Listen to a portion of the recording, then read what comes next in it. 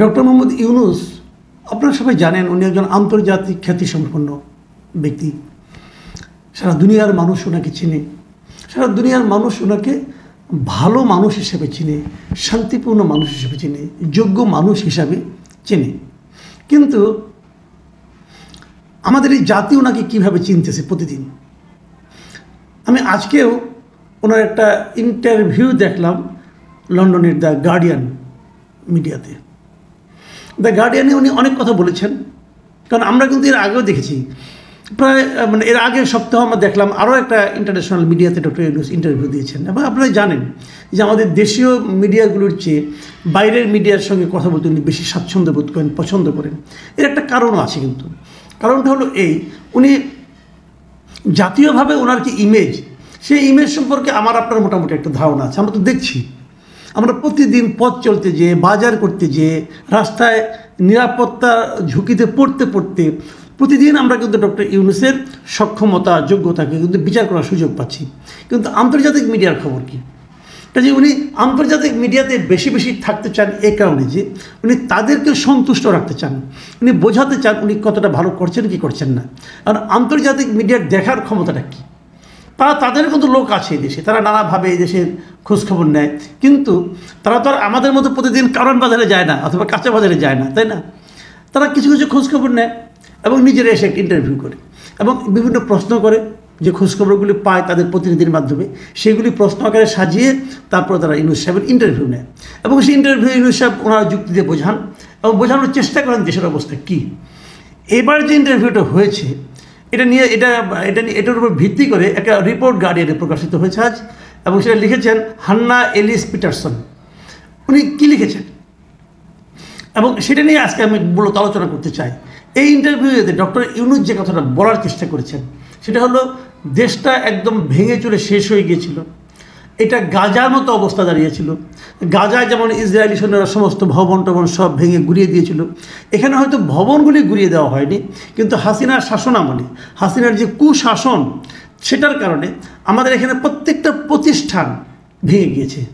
অর্থনৈতিক প্রতিষ্ঠান, আইন শৃঙ্খলা প্রতিষ্ঠান, বিচার বিভাগীয় প্রতিষ্ঠান, সবগুলিকে শেখ হাসিনা ভেঙে দিয়েছে। এবং এই যে ভেঙে টুকরো টুকরো করে দিয়েছে, সেই টুকরোগুলিকে একত্র করে ডক্টর ইউনূস এখন সেগুলিকে একত্রিত করে আবার দাঁড় করানোর, আবার শক্তভাবে দাঁড় করানোর চেষ্টা করছেন।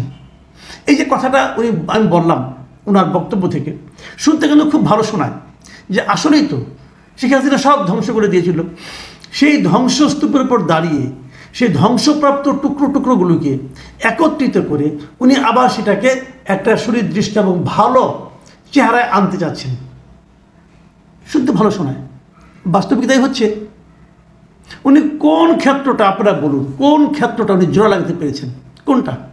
অথবা পারার চেষ্টা করেছেন, অথবা জোড়া লাগছে বলে আপনার কাছে মনে হচ্ছে, সম্পূর্ণ হয়তো লাগেনি, লাগা শুরু করেছে বলে মনে হচ্ছে, সেটাই কোনটা? আইন শৃঙ্খলা পরিস্থিতি কোনো নিয়ন্ত্রণ নাই, বিচার বিভাগ আগের মতোই চলছে। আগেও সরকার যেভাবে চাইতো সেভাবে রায় আসতো, এখনও যেভাবে চায় সেভাবে রায় হয়, এখনও তাই চলছে প্রত্যেকটা ক্ষেত্রে। আগেই বলে দেওয়া যায় কী হবে, সরকার যা চায় তাই হয়, সেরকমভাবে হচ্ছে। প্রশাসন আগের মতোই চলছে, আইন শৃঙ্খলা পরিস্থিতি আগের মতোই চলছে। আগেও যেরকম ওই একজনের একটা মামলা দেওয়া হতো, 200-300 আসামি হতো, এখনও একজন 200-300 আসামি হচ্ছে। কারোর বিরুদ্ধে অর্থের অভিযোগ, তাকে দেওয়া হচ্ছে হত্যা মামলা, সে এখন হত্যা মামলা নিয়ে ঘুরতেছে। দেশেই ছিল না, সেও হত্যা মামলায় আছে, জানেও না সে তার নামে যেটা হত্যা মামলা আছে। এরকম অনেক ঘটনা কিন্তু এখন চলছে। তো উনি কী করতে পারছেন সেগুলি নিয়ে আলোচনা অনেক কিছু হয়েছে, আমি অতগুলি পড়ব না। আমি এখানে কয়েকটা জায়গায় আমি আপনাদেরকে একটু আলোচনা করতে চাই।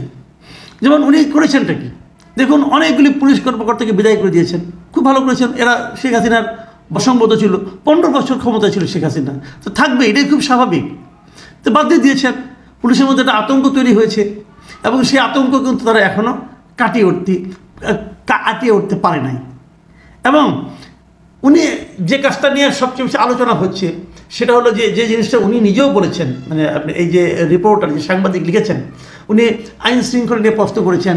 ডক্টর ইউনূস দাবি করেছেন আইন শৃঙ্খলা পরিস্থিতি ভালো হচ্ছে, তারপরে উনি আবার লিখেছেন একটা জায়গায় রিপোর্টার, সেটা কী লিখেছেন শুনুন।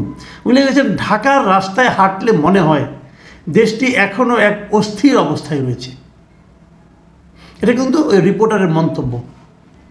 তাহলে ঢাকার রাস্তায় হাঁটলে দেশটাকে অস্থির মনে হয় কেন? এই অস্থিরতার থেকে সেটাকে সুস্থির পরিস্থিতিতে আনার দায়িত্বটা কার ছিল? ডক্টর ইউনূস সেই দায়িত্বটা পালন করতে পারে নাই। এটা আমি আপনি যেভাবে বুঝি, ওই রিপোর্টারে কিন্তু সেভাবেই বুঝেছেন।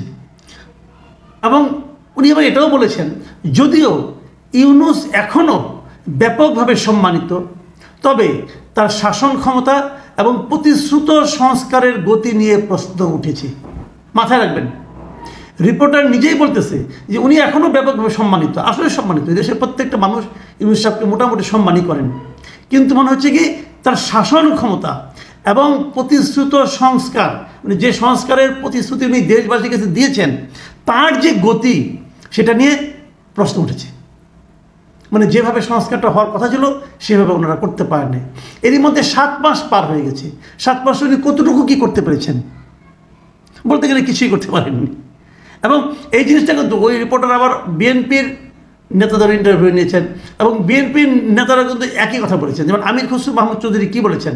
তিনি বলেছেন, এই সরকার শুধু একটি অন্তর্বর্তীকালীন ব্যবস্থা হিসেবে ছিল, এখন কেউই দৈনন্দিন ভিত্তিতে জবাবদিহি করছে না এবং তাদের রাজনৈতিক গুরুত্ব, ম্যান্ডেট ও সংস্কার বাস্তবায়নের জন্য জনসমর্থন নেই। এখানে জনসমর্থন থাকার প্রশ্নটা উঠছে কেন? তাহলে কি ইউনূস সরকার নিজস্ব কোনো রাজনৈতিক ম্যান্ডেট বাস্তবায়নের চেষ্টা করছে, অথবা সংস্কার বাস্তবায়নের চেষ্টা করছে? আমির খসরু মাহমুদ চৌধুরী কিন্তু এটাও বলেছেন যে তারা যদি কোনো সংস্কার বাস্তবায়নের চেষ্টা করে, সেই জন্য জনসমর্থন তাদের প্রতি নেই। যদি না থাকে তাহলে ওনারা কীভাবে এটা করবেন? গার্ডিয়ানের রিপোর্টার এখানে ওয়াকারুজ্জামান সাহেবের যে বক্তব্য সেটাও তুলে এনেছেন, যে ওয়াকারুজ্জামান সাহেব যে বলেছেন দেশে একটা অরাজক অবস্থার মধ্যে আছে এবং এটা যদি অব্যাহত থাকে তাহলে দেশের স্বাধীনতা, সার্বভৌমত্ব ক্ষুণ্ণ হবে। এই প্রশ্নটা কিন্তু উনি ডক্টর ইউনূসকে করেছেন, যদিও ডক্টর ইউনূস এটাকে সম্পূর্ণভাবে অস্বীকার করেছেন। এবং প্রশ্ন উঠেছে, রিপোর্টার বলেছেন এই কথাটা, যে প্রশ্ন উঠেছে যে অনেকে নাকি তার কাছে বলেছে যে সেনাপ্রধানের ওই বক্তব্য থেকে এমনটা মনে হতে পারে যে একটা সামরিক হস্তক্ষেপের ইঙ্গিত এটা হতেও পারে।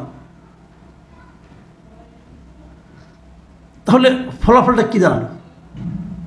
এই ইন্টারভিউর একটা বড় অংশ ধরে ডক্টর ইউনূস কেবল শেখ হাসিনার শাসন কত খারাপ ছিল, শেখ হাসিনা কত খারাপ ছিলেন, তার পরিবারের লোক কত খারাপ ছিল, সেগুলি বর্ণনা করার চেষ্টা করেছেন।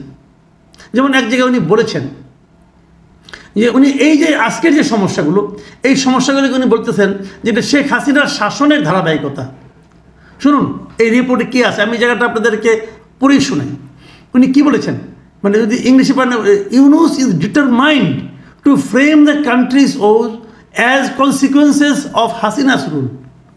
মানে ইউনূস দেশের সমস্যাগুলিকে শেখ হাসিনার শাসনের ফলাফল হিসেবে দেখাতে দৃঢ় প্রতিজ্ঞ। এবং তিনি কি বলেছেন, শেখ হাসিনার শাসন কোনো সরকার ছিল না, এটি ছিল একটি ডাকাতের পরিবার। উপর মহলের আদেশ পেলেই কাজ হতো, কেউ সমস্যা সৃষ্টি করছে তাকে আমরা গায়েব করে দেব। নির্বাচন করতে চান, আমরা নিশ্চিত করব যে আমরা সব আসনে জিতব। টাকা চান, ব্যাংক থেকে $10 লাখ নিন, যা আর ফেরত দিতে হবে না।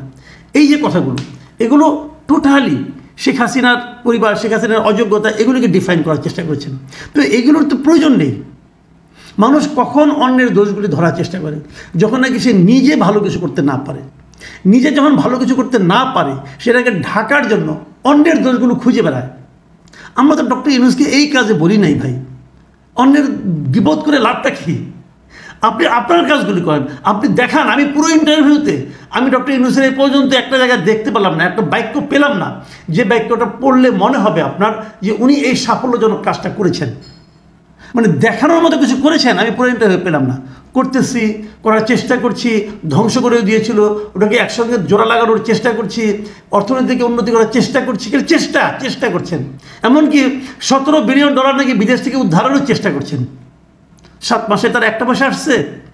7 মাসে তার কোনো দেশ থেকে একটা পয়সা ফেরত দেওয়ার কথা কোনো প্রতিশ্রুতি পাওয়া গেছে? আমরা ভেবেছিলাম যে ওনার কোথাও অনেক বিদেশে অনেক বিরাট লাইন আছে, উনি বললেই বোধহয় সবাই দিয়ে দিবে, কিন্তু সেরকম কেউ তো দিচ্ছে না। 7 মাসেও দেয় নাই, কেউ প্রতিশ্রুতি পর্যন্ত দেয় নাই। তাহলে করবেনটা কি রে ভাই আপনি? জানি না কি হবে, কিন্তু এইভাবেই আলোচনাটা চলছে। প্রিয় দর্শক, আমরা ডক্টর ইউনূসকে অনুরোধ করব যে আপনি শাসন করছেন, আপনি এমন কিছু বলুন যা দেখে নাকি আমরা আশান্বিত হই। আমরা তো আশান্বিত হচ্ছি না। আপনি এখনও ওই আগের যে জিনিসটা নাকি হাসিনা করতো, 15-17 বছর পরে এসে বিএনপি বদনাম করতো, আপনি ওই রকম বদনামের মধ্যে আছেন। এটা কি ইসলামের কাছে গীবত বলা হয় ভাই? এটা দরকার নাই। কি সমস্যা ছিল ওটা আমরা জানি, নতুন কি আপনি করতে পেরেছেন সেটা বলুন। প্রিয় দর্শক।